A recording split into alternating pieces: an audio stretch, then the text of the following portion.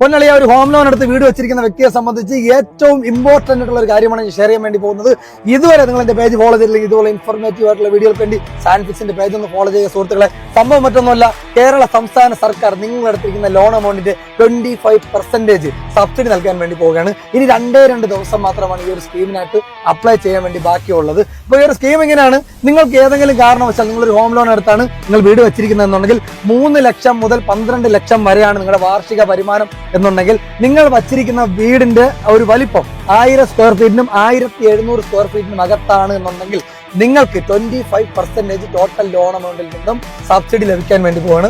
Highest subsidy amount എന്ന് പറയുന്നത് 3 ലക്ഷം രൂപയാണ്. ഒരു നാഷണലൈസ്ഡ് ബാങ്കിൽ അല്ലെങ്കിൽ ഒരു KSFBയിലൊക്കെ നിങ്ങളുടെ പ്രോപ്പർട്ടി നിങ്ങൾ പണയപ്പെടുത്തി ആണ് നിങ്ങൾ വീട് വെച്ചിരിക്കുന്നുണ്ടെങ്കിൽ നിങ്ങൾക്ക് വമ്പൻ ലാഭമാണ് ലഭിക്കാൻ വേണ്ടി പോകുന്നത്. അപ്പോൾ ഒരു സ്കീം അപ്ലൈ ചെയ്യുന്നതിന്റെ ലാസ്റ്റ് ഡേറ്റ് എന്ന് പറയുന്നത് 22-ാം തീയതിയാണ്.